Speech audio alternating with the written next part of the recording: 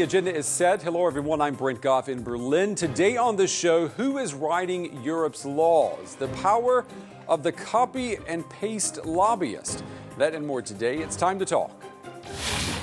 What a waste. Every year, 1.3 billion tons of food are thrown away or lost, and it does not have to be this way. Today, I ask how the United Nations is working to bring about a global change.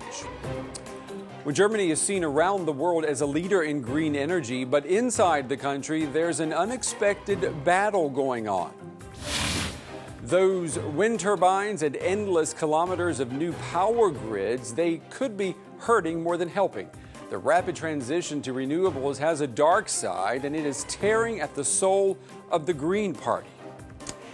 And who are the ghostwriters behind new laws governing the European Union? Well, the answer has created a scandal. Journalists at a new watchdog website have uncovered entire sections of amendments taken word for word from position papers written by lobbyists. Is lobby and paste trumping the voice of voters?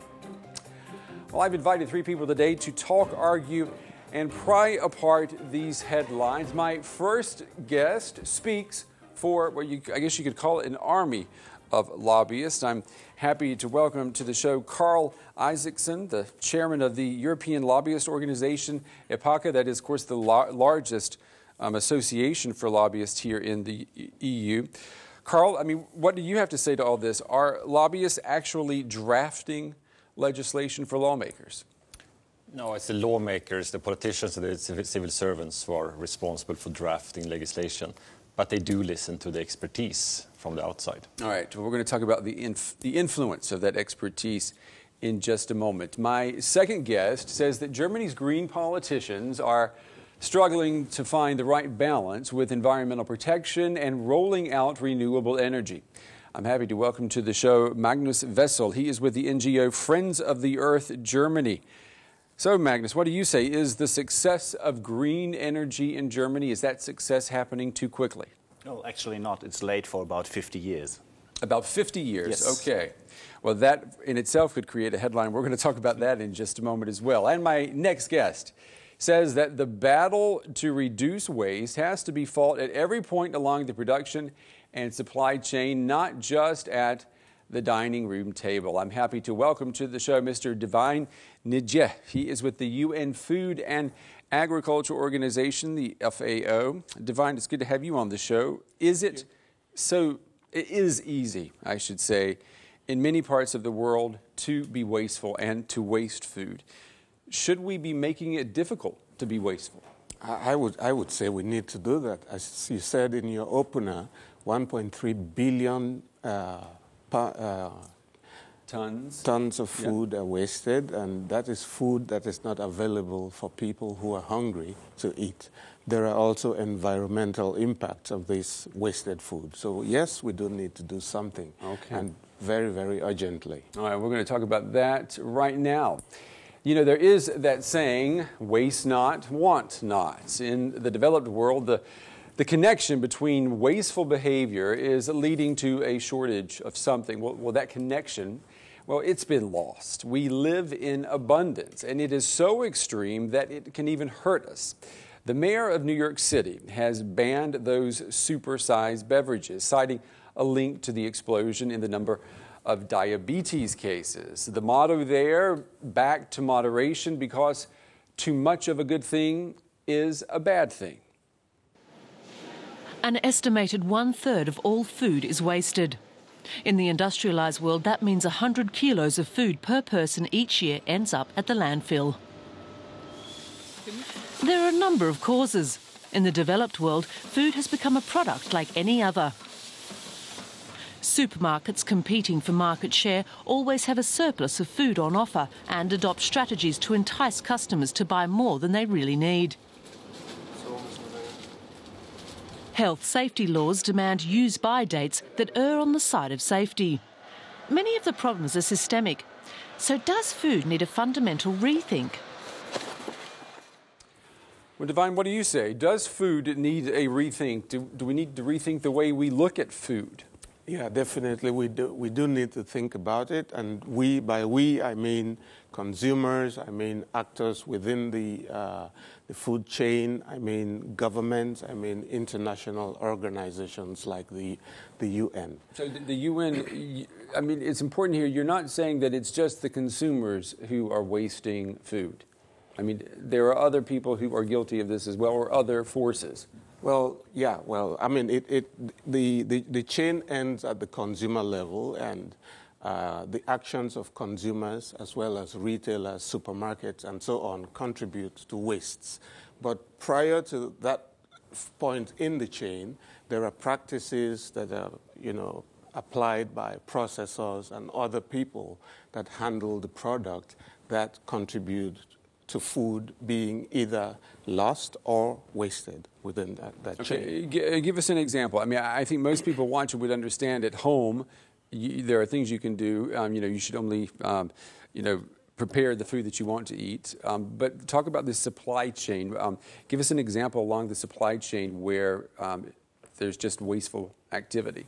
Well, If you take developing countries, for example, there are inefficiencies in the supply chain that make the parts of the chain to be misaligned. So producers produce far more than those that are downstream from them can accept or receive and move on along the chain. There are also inefficiencies in the technologies. We do not have the resources to use the technologies that are appropriate to reduce losses in the chain. There is lack of infrastructure. I am talking here about energy, which is very, very important when you're talking about perishable products, meat, fish, milk, fresh fruits and vegetables. But that's going to happen when you're dealing with food anyway, right? I mean, you're always going to have an amount that is going to be lost. I mean, is the UN with this initiative right now? I mean, is there a goal? I mean, have you set aside an acceptable amount of food lost?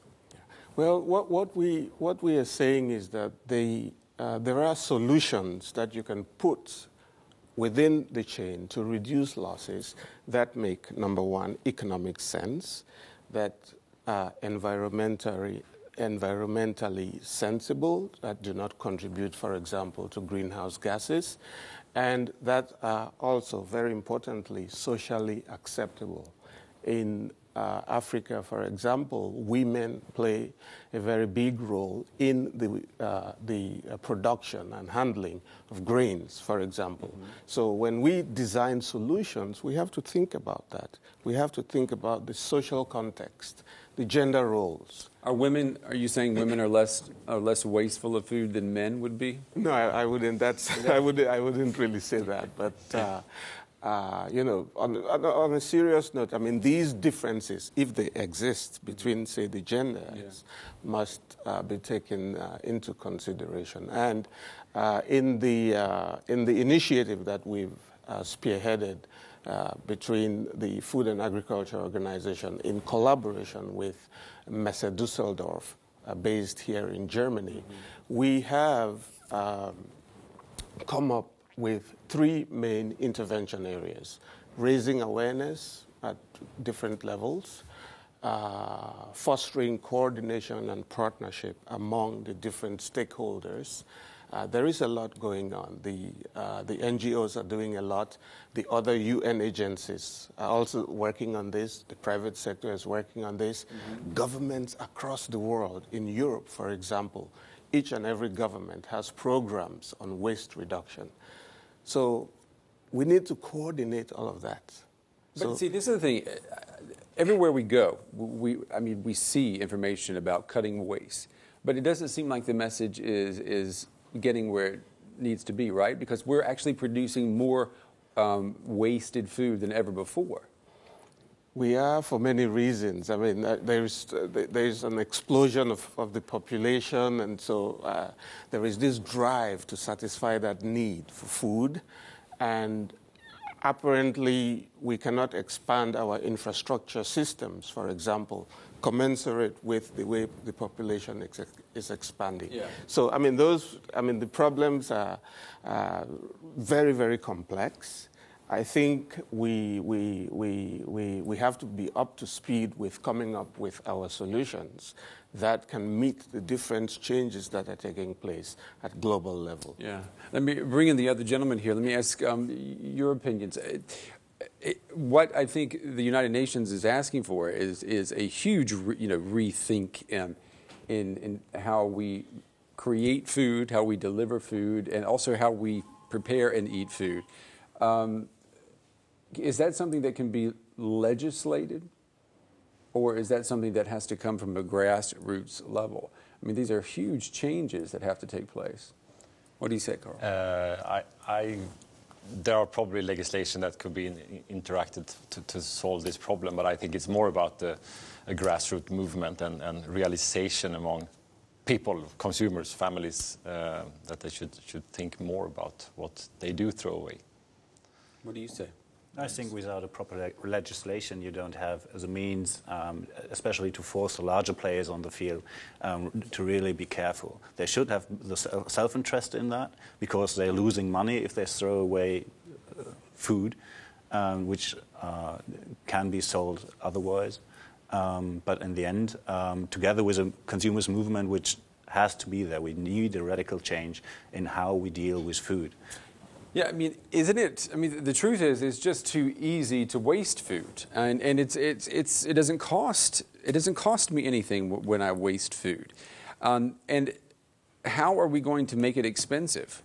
I mean, that's a question that I would like answered, because is there a way to penalize people for throwing away food? I mean, can that be done? I mean, well, maybe we should look at it from the other side. Maybe we could not penalize, but reward those who take measures to reduce losses, for example. Maybe we can set up new market systems that put a premium on actions that reduce wastes, just like the fair trade movement has, applied environmentally friendly measures and has put now a premium on products that are produced in environmentally friendly ways. But I wonder, though, how are you going to create these incentives? If we look at agricultural policies, particularly in Europe and the United States, those policies create incentives for farmers to make too much of products. And obviously, then you're going to have food that's lost and wasted. So you're talking about overhauling, huge systems here in the name of reducing waste. You're going to have a lot of lobbyists on your side for this. And then I'm wondering, is there the willpower that would generate those lobbyists and that would generate the forces needed to change these things? I mean, does the UN think so? Well, I believe it makes ethical sense when you're talking about food security. There is almost a natural tendency to take actions that would actually reduce losses. You're talking about wasting something that could solve the starvation that we see in other parts of the world. Right. So there is that, I believe, the case can be very, very easily made, I think, is the point I am trying to make. Mm-hmm. And I do not really believe that the fact that it is a huge challenge should be the deterrent for action. I think a lot is being done already, and our initiative, for example, has whipped up a lot of interest, and we now see people getting interested in doing something. But a very, very big element in all of this is raising the awareness that actually there is a problem. What happens if, ask all three of you, if you go into a supermarket and you're at the produce stand and they have apples, they've gotten a shipment of apples in, and the sale is buy 10, get 5 free. Now, obviously, you're going to do that, right? I mean, that's a good deal. but there you have an automatic guarantee that you probably will not eat all 15 of those apples. So you have programmed in, by saving money, you've programmed in waste. How are you going to change that? So I mean, because you're asking to turn the market economy off. Yeah, but so an essential element, therefore, in this whole issue is the supermarkets and the wholesalers and retailers. They have a big role to play. First, though, we have to improve their awareness of the problem. Some do not know it is an issue. So they have a big role to play. But interestingly, they can actually make investments to address this issue that would improve their profit margins. So that it's a win-win situation. It doesn't mean that when these supermarkets take measures to reduce losses, they are actually putting money into a hole. It could actually be money well spent. Because these supermarket chains, I mean, if you talk to the manager of a supermarket, they're always going to tell you that the profit margins for the grocery business are incredibly thin. And you can talk to them about different strategies for increasing profits, and they say they've maxed out on everything, and that they don't see any other way.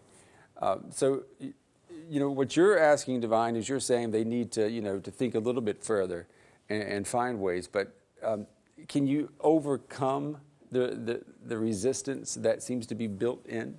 There's going to be resistance, but we're going to have to address the issue as well from different angles. I talked about awareness raising, but maybe there is also legislation that could be put into place to sort of force the industry to change.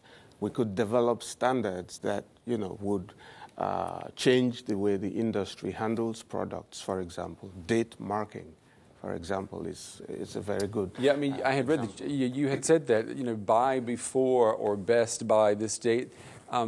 Those labels are sometimes misleading, aren't they? They're very, very misleading, and the way they are interpreted as well could cause losses. The consumer is not aware that there is certain a bit of gap around that date that the product is still safe and of good quality. So first of all, we need to put legislation that defines how we use that particular element in controlling the system. We need to also work with consumers to understand these labels. We need to work with the supermarkets again to ensure that they apply these labels correctly, that they have structures in place to handle the product even beyond that date.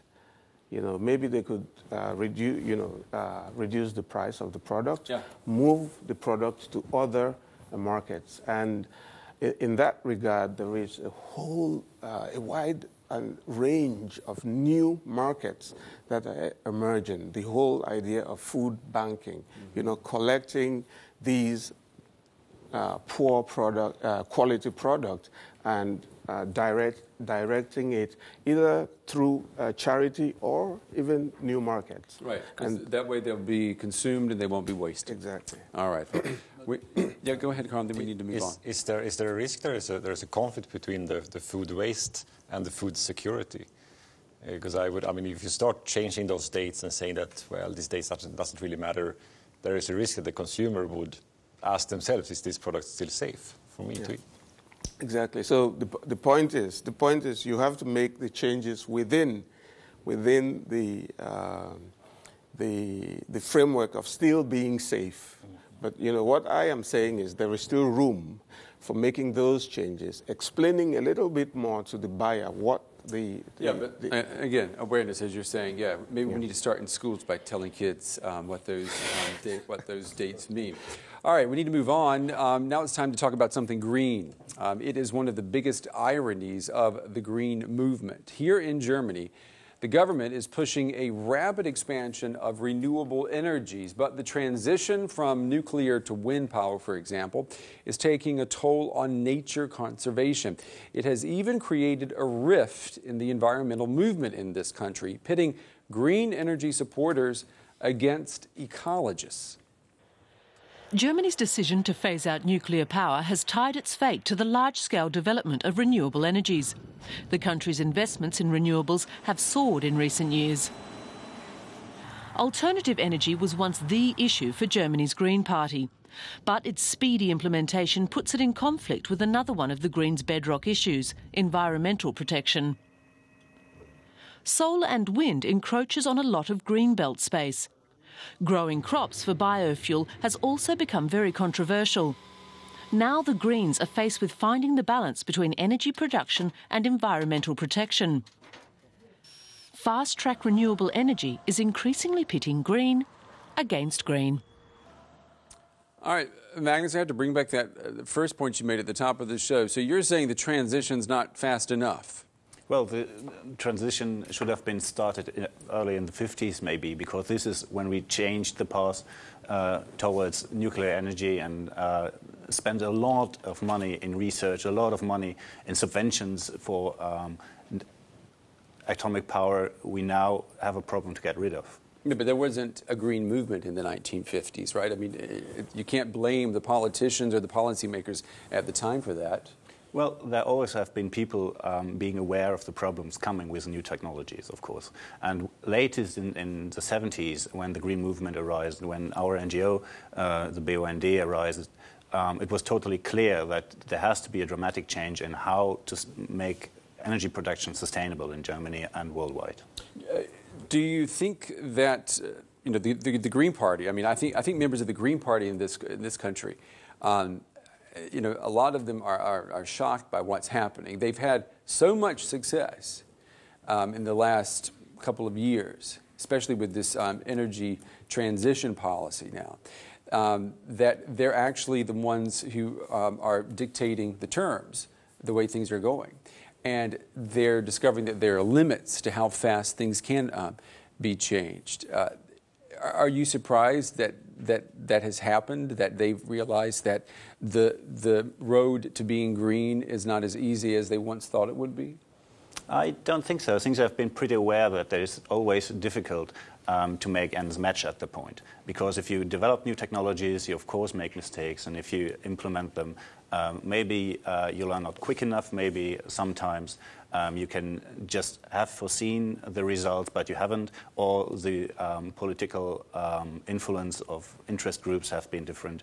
So I'm not surprised that they are caught like that. The point is the discussion on renewable versus nature conservation is a rather old one, because it started right at the beginning when the first windmills has been set up in northern Germany. It now just got an extra dimension because southern Germany, due to a change in policy, started a process in other parts of Germany, which has already been taken place in other parts of Germany. So this is now on the political agenda. Well, before that, when you did have some people up in the north complaining about the wind turbines were ugly or they were loud.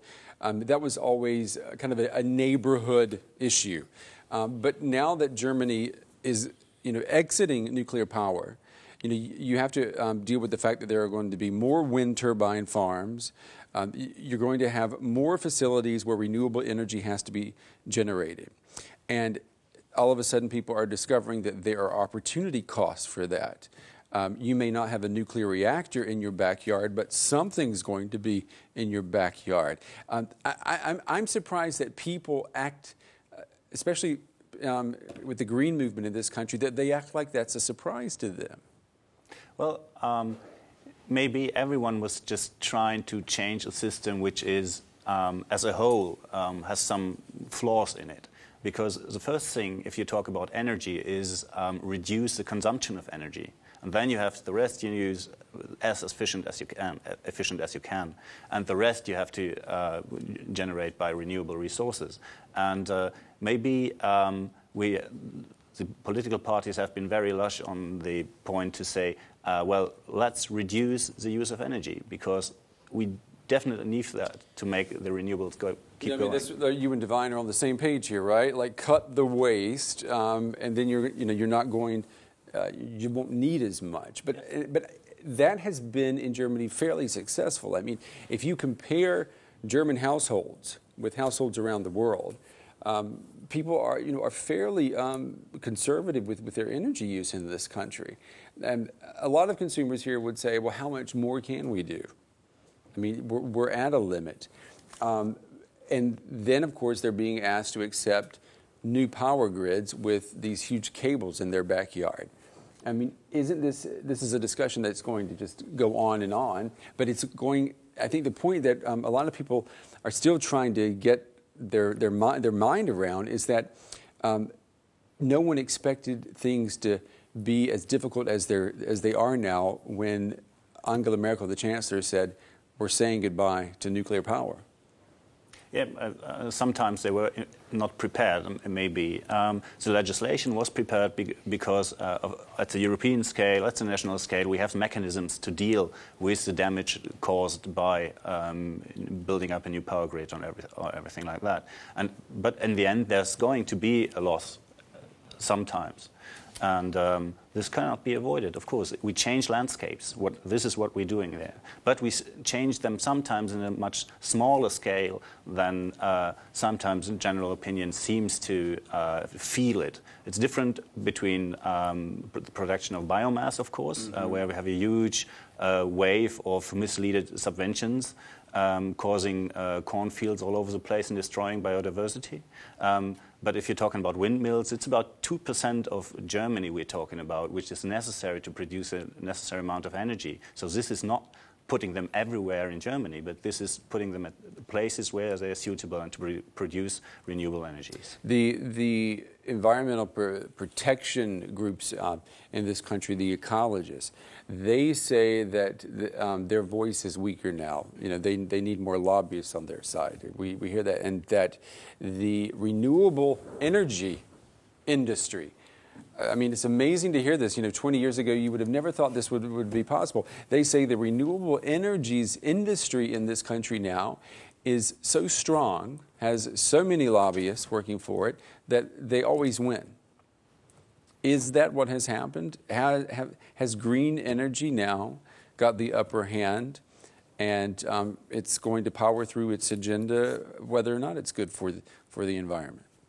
Well, I don't think so, because there is a close cooperation. There is a strong ongoing discussions, of course, with the industry, because the industry is most of the time looking at their small market segment and where they're going to gain the money from. And on the other hand, you got the NGOs working together where I'm dealing out possibilities and sometimes making a clear stop and saying, no, not everything is possible. Growth everywhere has limits. You sound, though, a little bit, Magnus, like the people working for the traditional energy industry 20 years ago when they were debating with the Greens. I mean, isn't it interesting that how this debate kind of comes around, and the green energy industry is now taking up a lot of the same lines that we heard from traditional industry, and which maybe that's just the way things are. But do you see the environment in better shape now because green energy is on the move forward? At least we have, we started having an influence on how CO2 emissions are starting.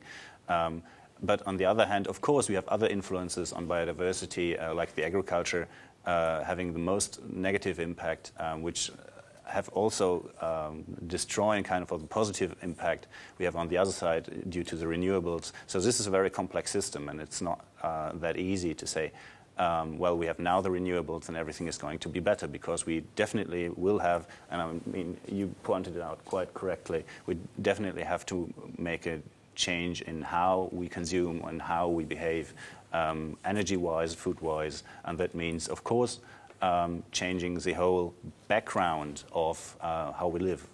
And are we going to see, I mean, I keep pulling Carl into this thing about the point of lobbyists, but isn't it interesting, though, how things have changed with green energy in this country? And we're seeing that all over Northern Europe. The power now is in the green hands. And lobbyists are there helping to push that. I think it's fascinating, and to see when 20, 30 years ago when the green movements became politicians and have really been able to change the whole agenda. I mean, all parties talk about environment very seriously these days.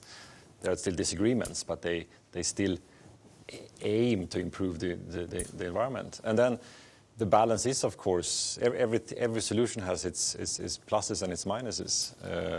And that's where the differentiation is between these different groups. And I mean, I'm very interested to hear what Magnus and other NGOs see as the solution. Yeah. If you take away, what is it, 30% or some countries 50% of the energy output. I mean, Magnus, before we move on, is there a solution, or is this rift going to stay with us now? Is that the new norm when we're talking about energy versus the environment?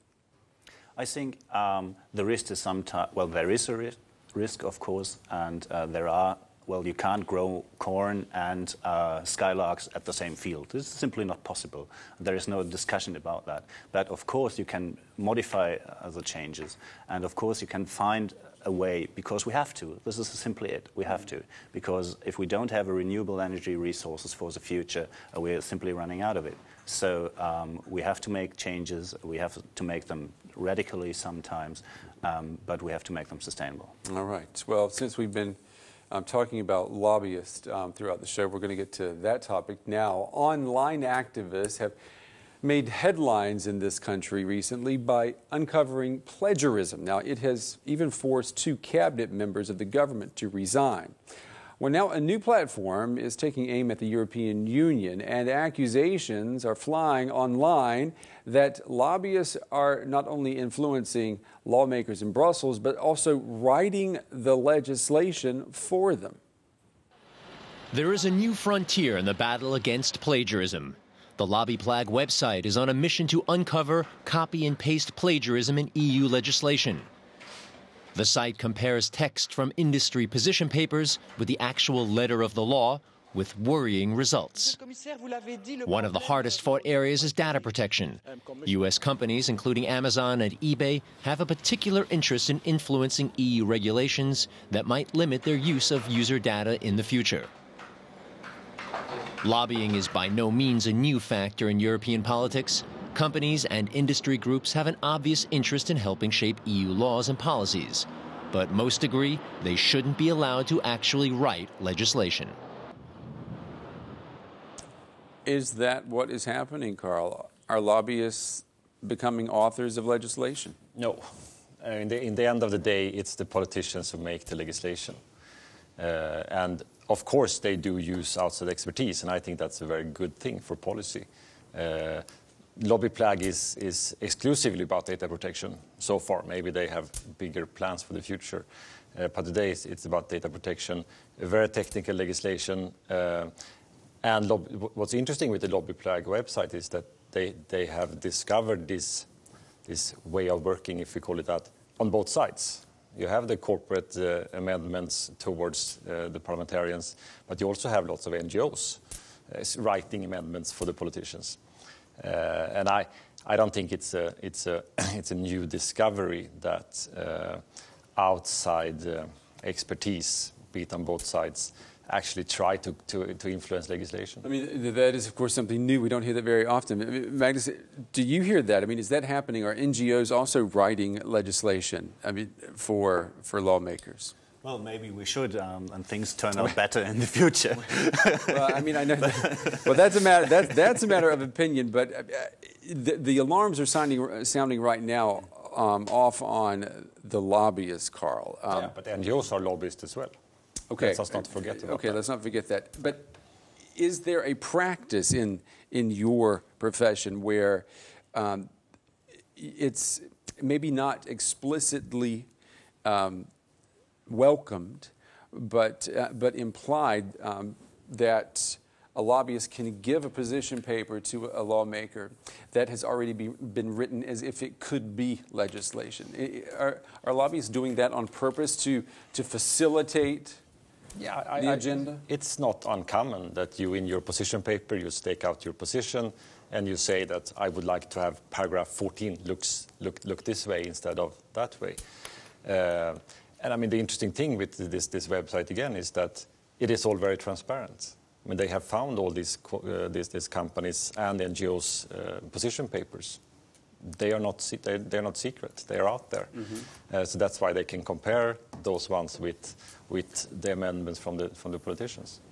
Is there anything wrong if segments from a position paper are copy and pasted and turned into legislation? Not per se. I mean, I think it's a big problem if a politician plagiarize text without knowing what it means. But if they actually have understood the meaning and need some legislative assistance to write the text, I don't see a problem with that. But there's a couple of points there. Lots of legislation that goes through Brussels is very technical. Are we asking too much of lawmakers that they understand everything about every aspect that's in every piece of legislation that they vote on? Yeah, that's impossible for them to do. And you ask even more of them if you say that they should do that without help from the experts from companies. Well, they all have a staff, right? I mean, I think every, what is it? There's a generous budget that's given to everyone in Brussels for, 200,000 euros a year. Members of the European Parliament have a budget for staff at over 200,000 euros a year. Isn't it their job to be the gatekeepers, the filters, to do that groundwork for the parliamentarians? But they do, and it's very often those gatekeepers who meet the experts. The lobbyists. Yeah, and I mean, what's the difference between if they read a text they find on the internet or if they meet someone and have a discussion? It's pretty much it. When there is no objective information and a big source of objective information. I mean, you could say that obviously there is a difference. If I'm researching something online, that's one thing. But if I'm meeting with a lobbyist, then the lobbyist, of course, can try to persuade me. There's all sorts of ways to do that. I mean, is there anything that is unethical in presenting information or a position paper that is ready to be voted on? Is there anything unethical about that? No, I would say no. Yeah. And I mean, the positive. I think we need some more faith in our politicians, and I think it's important to say that. I always say that one lobbyist might be a problem for democracy, but 1,000 lobbyists is a blessing for democracy.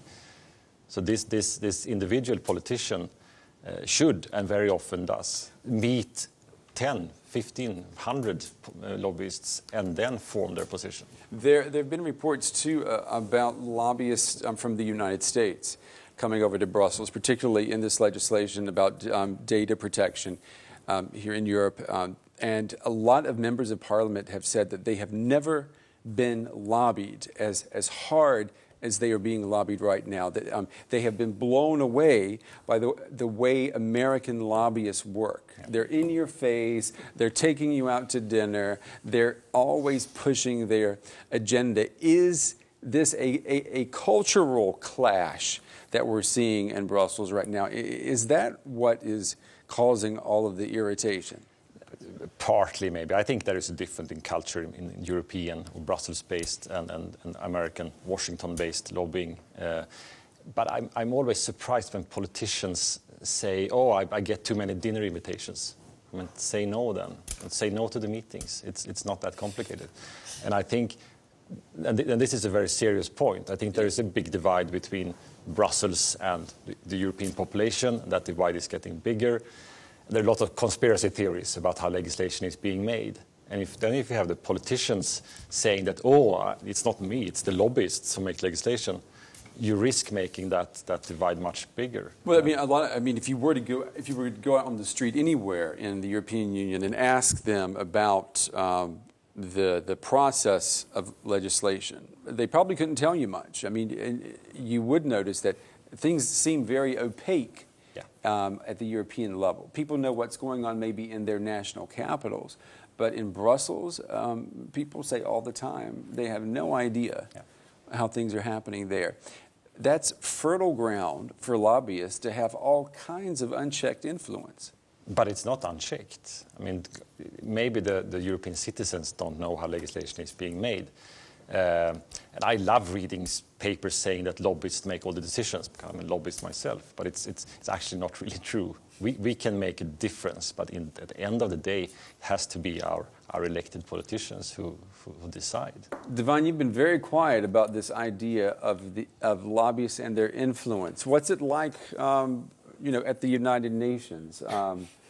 I don't know. I mean, are you guys?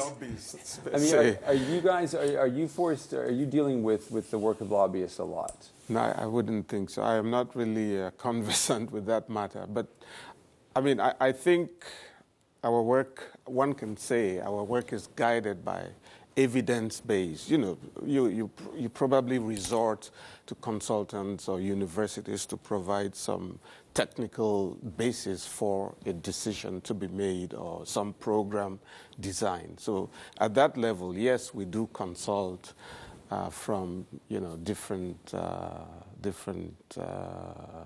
I would say parties to provide us such similar information. Has it, or maybe is it as simple, Carl, as the fact that it's just very easy to copy and paste now, and people do it to save time? I don't think so. I think they when they do it, and I mean, it's not that it's so many different ways of writing a change in legislative text, and it is technical and it's legislatively, legally complicated. So if someone says that, frame the sentence in this way, sure. All right, the lobbyists, saved by the music here. We're going to have to wrap up the show. Thank you, gentlemen, for coming on the show. That is going to wrap up my agenda this week. Don't forget you can watch the show again online. And don't be shy. You can tell us what you think about the show. Our inbox is always open. I'm Brent Goff in Berlin. Join me next time when I set the agenda.